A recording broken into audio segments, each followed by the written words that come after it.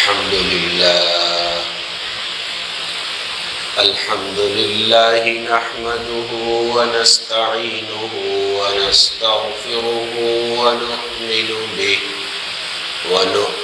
به ونتوكل عليه ونعوذ بالله من شرور أنفسنا ومن سيئات أعمالنا من يهده الله فلا مضل له ومن يضلل فلا هادي له ونشهد أن لا إله إلا الله وحده لا شريك له ونشهد أن سيدنا وسندنا ونبينا وحبيبنا وشفيعنا ومولانا محمدا عبده ورسوله صلى الله تعالى عليه وعلى آله وأصحابه وبارك وسلم تسليما كثيرا كثيرا أما بعد فأعوذ بالله من الشيطان الرجيم بسم الله الرحمن الرحيم أقم الصلاة لدلوك الشمس إلى غسق الليل وقرآن الفجر إن قرآن الفجر كان مشهودا صدق الله العظيم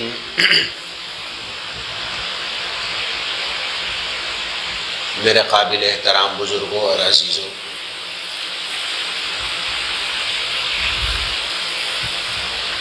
گزشتہ جمعہ آپ کی خدمت میں عرض کیا گیا تھا کہ الحمدللہ سردی کا موسم اور راتوں کے لمبا ہونے کا سیزن شروع ہو چکا ہے۔ ان راتوں میں جو کہ اب الحمدللہ کافی لمبی ہو چکی ہیں، جن میں رات کو بھرپور نیند لے لینے کے بعد بھی نماز فجر سے پہلے خاصا وقت بچ جاتا ہے، اگر ہم تھوڑا سا اہتمام کر لیں، تھوڑی سی فکر کر لیں، توجہ کر لیں، تو ان ایام کے اندر جو کہ 3-4 مہینوں پر یہ تقریباً سیزن مشتمل ہوگا، اپنے آپ کو نماز تہجد پڑھنے کا عادی بنا سکتے ہیں۔ اگر تھوڑا سا ہم خیال کر لیں، تھوڑی سی ہم توجہ دے لیں، تھوڑا سا اہتمام اور فکر کر لیں، زیادہ مشقت کی بات نہیں، تھوڑی سی اگر توجہ کر لیں گے تو بہت کوئی مشکل کام نہیں ہے کہ ہم 10 سے 15 منٹ پہلے نہ اٹھ سکیں، اور 15 منٹ پہلے بھی اگر ہم بیدار ہو جائے تو بآسانی 2-4 تہجد کی رکعت ادا کی جا سکتی ہے۔ آج کل 5:25 پہ وقت ختم ہو رہا ہے، تہجد کا وقت 5:25 پر ختم ہو رہا ہے، اور یہ عشاء کے فرضوں کے بعد شروع ہو جاتا ہے۔ عشاء کے فرض پڑھ لینے کے فوراً بعد یہ وقت شروع ہو جاتا ہے تہجد کا، اور پھر یہ چلتا ہے۔ اب دیکھ لیں آپ کے عشاء کتنے بجے، اور پھر 5:25 تک اندازہ لگائیں، 8-9-10 گھنٹے کے وقت تقریباً مل رہا ہے۔ تو اس کے بعد یہ تہجد کا وقت ہے۔ میں عرض کروں گا کہ تہجد کا اول وقت، افضل وقت، اعلیٰ وقت بالکل رات کے آخری پہر میں ہے، اور جائز وقت، مشروع وقت وہ فرض کے بعد 2 سنتیں پڑھیں، اس کے بعد جتنے مرضی تہجد پڑھتے رہیں، اور پھر وتر پڑھ لیں۔ وتر تو خیر پڑھنے ہی پڑھنے ظاہر، چاہے وہ آپ رات کے آخری پہر میں اٹھ کر دوبارہ سے پڑھ لیں، یا پھر عشاء کی نماز کے فوراً بعد سنت و نوافل کے بعد پھر پڑھ لیں، وہ اپنا اختیار ہے۔ تو میرا مقصد بتانے کا اور کہنے کا یہ ہے کہ یہ راتیں چونکہ لمبی ہو چکی ہیں، الحمدللہ دن سکڑ گیا ہے، اگرچہ سردیاں نہیں آئیں لیکن وقت کے حساب سے راتیں ہمارے پاس لمبی الحمدللہ شروع ہو چکی ہیں. تو اس کے ضمن میں نے یہ عرض کیا تھا گزشتہ جمعہ کہ اگر ہم تہجد کی نماز کے پابند ہو جائیں گے اور اس کی کوشش کر لیں گے، اس کی فکر رکھیں گے، تو اس کا بہت بڑا فائدہ یہ ہوگا کہ ہماری فجر کی نماز محفوظ ہو جائے گی. فجر کی نماز میں جو ہماری کوتاہیاں ہیں، جو ہر شخص ہم میں سے اس کا مشاہدہ کرتا ہے، مردوں میں بھی یہ کوتاہیاں ہیں اور عورتوں میں بھی یہ کوتاہی ہے کہ نماز فجر کے اندر گڑبڑ کرتے ہیں. نماز فجر کے علاوہ باقی نمازیں، پانچوں نمازیں الحمدللہ اکثر مسلمان قضا نہیں کرتے، اس لیے کہ وہ تو جاگے ہوئے ہوتے، اس میں کوئی مشقت ہے نہیں، اس میں کوئی محنت ہے نہیں، کام کر رہے ہیں، چھوڑا آپ 10 منٹ کے لیے، مسجد گئے، وضو کیا، نماز پڑھی، واپس آ کے کام شروع.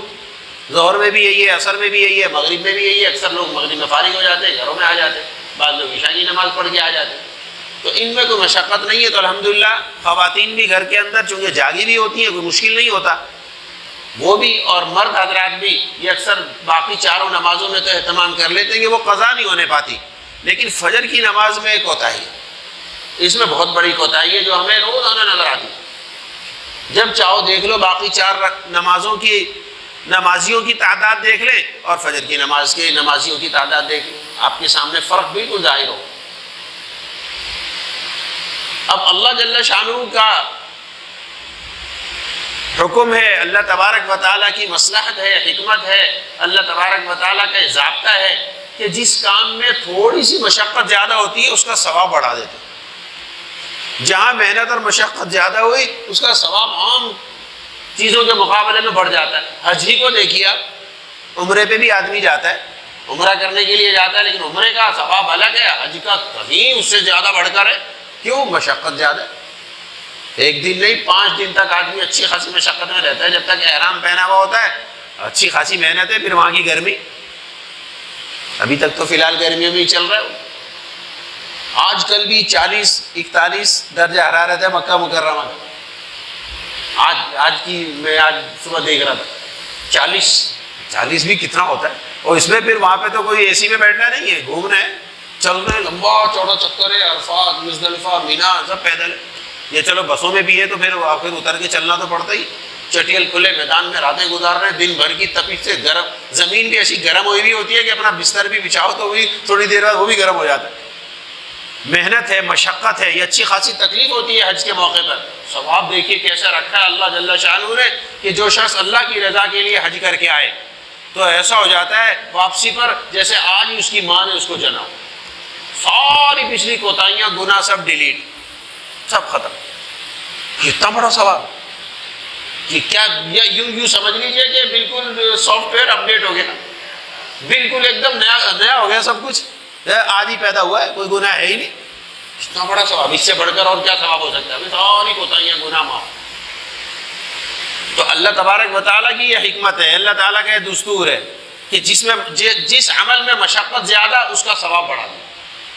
یہی حال فجر کی نماز کے ساتھ ہے، اس میں مشقت بقیہ نمازوں کے مقابلے میں زیادہ ہے.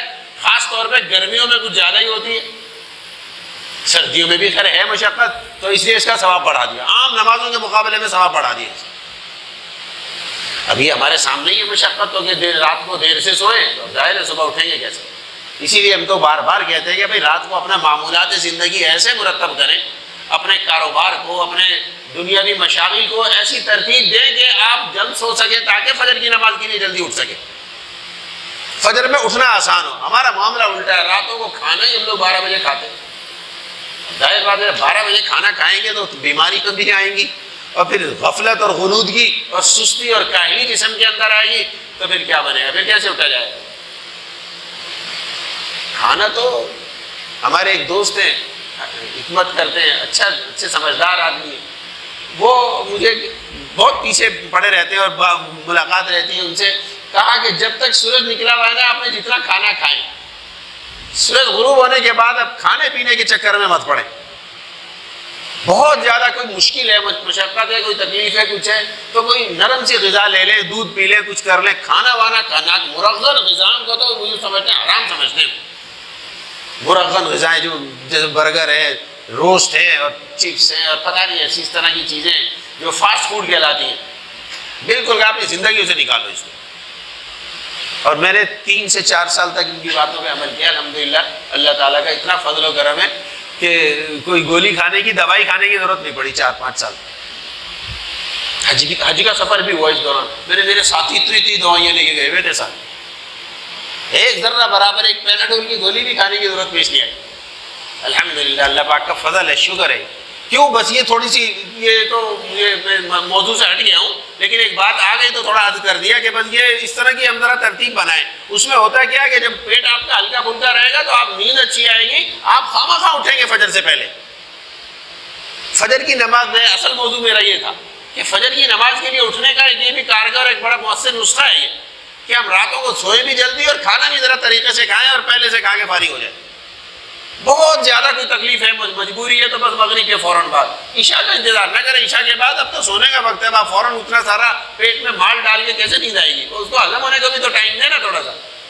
چلے پھرے تھوڑی سی واک کریں. وہ کیسے کریں گے؟ اگر آپ کھائیں گے 12 بجے، اب کون نکلے گا باہر سونے کا؟ وہ یہی ہوتا ہے جہاں بیٹھے ہوئے وہیں ہاتھ دھو کے وہیں لیٹ جاتے. اٹھ کے بھی جا کے وہ کچن میں بھی گھر والے اٹھا کے سامان رکھتے ہیں، وہاں سے بھی نہیں اٹھتے. بعض لوگوں کی ایسی عادت. کیسے بیماریاں آئیں گی؟ تو پھر سوئیں گے دیر سے تو پھر کیا ہوگا ہمارا؟ پھر کیسے نماز فجر ہمیں ملے گی؟ یہ اہتمام نہیں ہے، یہ توجہ اور شوق نہیں ہے ایسے شخص کو. نماز کی فکر نہیں ہے اس کو. اگر ہوتی تو کیوں اس کی طرف اہتمام نہیں ہے؟ کیوں ان چیزوں کا خیال ہم نہیں کرتے کہ ہمیں جلدی سونا چاہیے، کھانا پینا ذرا کھانے کی مقدار ہلکی رکھنی چاہیے، رات کے وقت میں کم کھائے. تو اس طرح سے تو یہ نسخے ہیں جو تجرباتی طور پر بھی ثابت ہیں. جب ان کو استعمال نہیں کوئی کر رہا ہے، توجہ نہیں دے رہا ہے، مطلب ہوتا ہے ٹھیک ہے دیکھی جائے گی. نماز کی فکر نہیں ہے اس کو. ہو گیا نہیں ہوا نہ ہو. نماز کے لیے آ گیا نہیں ہوا نہیں ہو، کوئی مسئلہ نہیں. یہ تو پھر مسلمان ہی نہ ہوئی بھائی، مزیدار بات نہ ہوئی.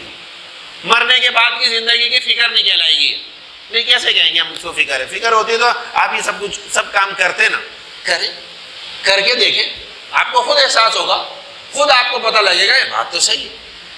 ہمارے ایک ساتھی ہیں، وہ بہت اس حوالے سے پریشان رہتے تھے کہ کھانے پینے میں میرے ساتھ یہ مجھ سے کہتے تھے کہ یار آپ بھی ہمارے ساتھ کے ہو، ہمارے گردنیں بھی اتنی موٹی موٹی ہو گئی، پیٹ بھی اتنے بڑے بڑے ہو گئے، تم ایسے ہی لگ رہے ہو، پتہ نہیں تم کمزور ہو، بیمار ہو، کیا مسئلہ ہے تمہارے ساتھ؟ یہ تم کیا کرتے ہو؟ ہمارے تو تمہارے ساتھی پڑھاؤں گا نا واقعی. لگتا ہی نہیں ہو، اتنے بھاری بھاری جسم.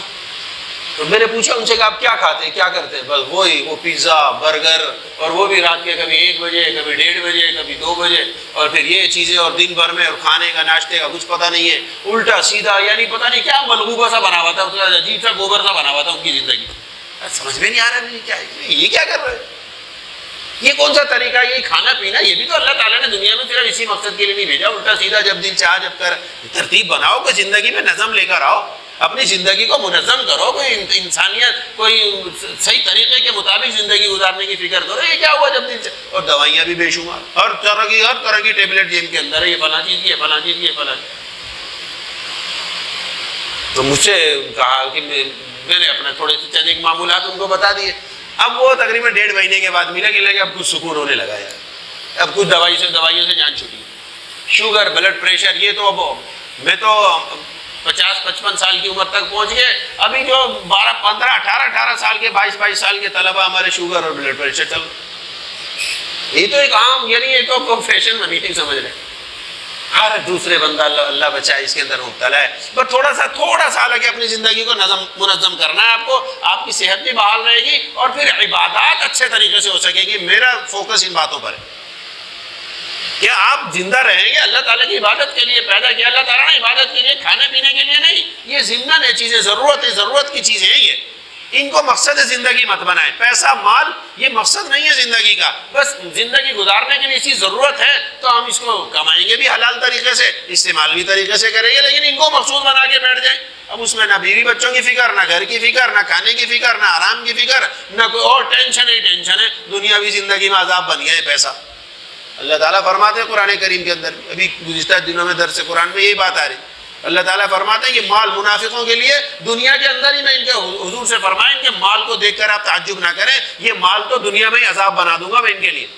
وہ یہ طریقہ، اسی چکر میں 99 کے چکر میں رہتے ہیں، نہ بیوی بچوں کی فکر، نہ نمازوں کی فکر، نہ گھر بار کی فکر، نہ اپنی صحت کی فکر، نہ اپنے آرام کی فکر، کسی چیز کی نہیں، بس 2 سے 4 گاڑیاں ہو جائیں، 2 سے 3 گھر ہو جائیں، کاروبار ایک جگہ سے 2-4 دکانیں کھل جائیں، اسی چکر کے اندر ہے، نہ نمازوں کا پتہ، نہ گھر بار کا پتہ، کچھ بھی۔ یہ عذاب ہی تو ہے یہ مال، ایسا مال کو کیا کریں گے؟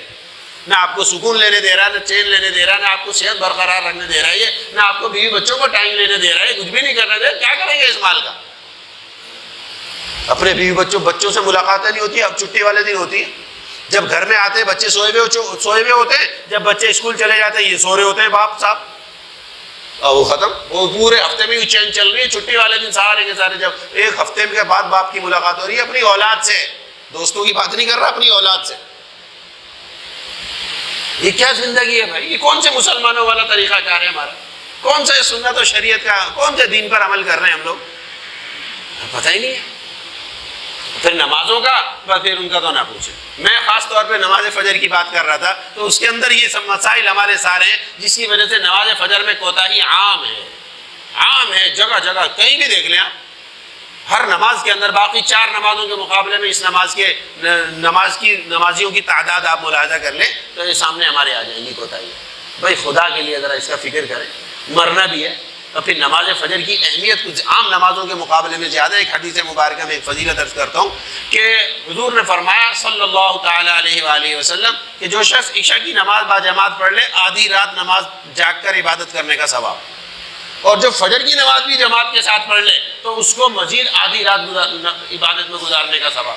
تو گویا عشاء اور فجر کی نماز باجماعت ادا کر لینے سے پوری رات عبادت میں گزارنے والا ہوگا یہ شخص، پوری رات عبادت کرنے والا کہلائے گا یہ والا شخص، حدیث مبارکہ کی روشنی۔ فجر کی نماز کی اہمیت تو دیکھیے، اور یہ پورا سال، اگر پورا سال کو اس طرح سے عادت بنا لیں ان دونوں کی تو پورا سال گویا کہ آپ نے ساری رات جاگ کر عبادت کی ہے۔ یہ صرف لیلۃ القدر کی چکر میں پھر پڑھنے کی بھی ضرورت نہیں ہے، دیکھ وہ لیلۃ القدر ملے گی رمضان المبارک میں، یہ باقی 11 مہینوں کے اندر یہ پوری رات جاگ کر عبادت کرنے والا ہے جو فجر اور عشاء کی نماز باجماعت ادا کرنے کا پابند ہو جائے۔ اللہ تبارک و تعالیٰ ایک حدیث مبارکہ میں اللہ تعالیٰ فرماتے کہ حضور سے فرمایا کہ یہ فجر کی نماز ایسی ہے، جو بندہ فجر کی نماز باجماعت ادا کر لیتا ہے وہ اللہ تعالیٰ کے امان میں آ جاتا ہے، اللہ تعالیٰ کی حفاظت میں آ جاتا ہے۔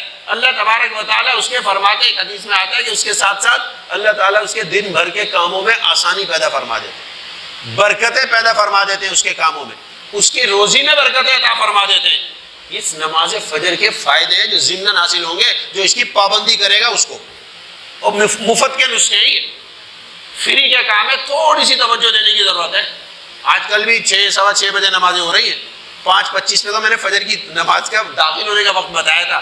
آج 6 بجے بھی سو کے اٹھیں گے تبھی تو فجر کی نماز آسانی سے پڑھ سکے، 12 بجے بھی سو رہے ہیں تو 6 گھنٹے، چلے تہجد کو تو وہ تو میں بعد میں دیکھ لیں گے، اس کو فجر تو پڑھیں، فجر کی نماز تو دیکھ لیں ذرا، 6 گھنٹے کتنا ٹائم ہے، اور 8 بجے عشاء کی نماز ہو رہی ہوگی، اب 8 سے 12 بجے تک 4 گھنٹے، اور کیا کریں گے بھائی 4 گھنٹے کے اندر؟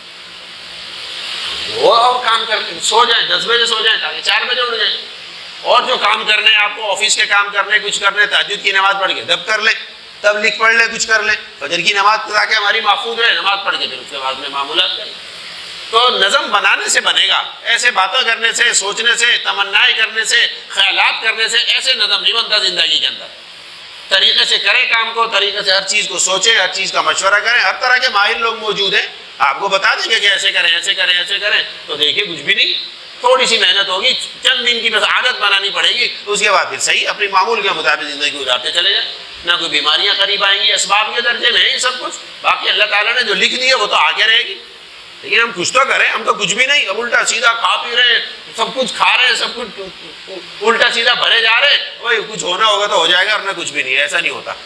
اللہ تعالیٰ نے اسباب بنائے دنیا کے اندر، آدمی بیماریوں سے بچنے کے لیے دوائی بھی کھاتا ہے، پرہیز بھی کرتا ہے، صرف دوائی کھانے پر اکتفا نہیں ہوتا، پرہیز نہیں کریں گے تو بیکار ہو جائے گا سارا کام، تو دوائی ہزاروں لاکھوں کی دوائی بھی کوئی کام نہیں کرے گی۔ لہٰذا یہ چیزیں اپنانے کے بعد اپنے راتوں کے معمول کو ایسا بنا لیں کہ ہماری نماز فجر خراب نہ ہو، نماز فجر کی جو کوتاہیاں ہمارے یہاں پھیلی ہوئی ہیں، اور پھر اب راتیں لمبی ہو گئی، سردی، موسم ذرا ٹھنڈا ہو جاتا ہے، گھر میں اگر پانی گرم کرنے کا انتظام نہیں ہے تو اب ٹھنڈے پانی سے وضو کے چکر میں یار بعد میں دیکھ لیں گے، پھر سوتے رہیں گے، پھر وہ سردی لگ رہی ہے، ٹھنڈ لگ، اس طرح کے بہانے کر کے نماز چھوڑ دیں گے۔ تو اللہ تعالیٰ نے تو بھائی یہ موسم ہمیں ہمارے اوپر یہ آزمائش کے لیے ہمیں یہاں پہ بھیج دیا، تو ہم تو ناکام ہیں۔ پھر تھوڑی سی بھی تکلیف آئی، تھوڑی مشقت آئی، وہ ساری کی ساری اٹھا کے عبادات کے اوپر گھیر دی۔ باقی ایئرپورٹ جانا ہوگا جب سردی نہیں لگے گی، وہ کاروبار کام ہوگا، کہیں کوئی پہنچ کر کسی سے پیسے لینے دینے ہوں گے، تب نہ سردی لگے گی، نہ 5 اور 6 بجے کا چکر خیال آئے گا بھائی پیسے ملیں گے۔ بھائی وہ ساری چیزیں دیکھ کر تو ہم سب کو بالکل صحیح ہو جاتے ہیں۔ جب عبادات کا اور نمازوں کی بات آتی ہے تو پھر ہمارے اندر سستی اور غفلت پیدا ہو جاتی ہے۔ یہ ہماری کوتاہی ہے، اس کو دور کرنے کی ضرورت ہے۔ اللہ تعالیٰ مجھے بھی ہم سب کو نماز فجر کی کوتاہی سے خاص طور پر بچنے کی توفیق نصیب فرمائے، اور اللہ تعالیٰ ان کوتاہیوں کو معاف فرمائے، آئندہ کے لیے مستعد ہو کر اپنی عبادات میں لگنے کی توفیق نصیب فرمائے۔ موت کا کچھ پتہ نہیں ہے بھائی، کب میں کس کی آنکھ بند ہو جائے، اس سے پہلے اپنے آپ کو تیار رکھیں۔ اللہ تعالیٰ تیاری کی توفیق نصیب فرمائے۔ آخر دعوانا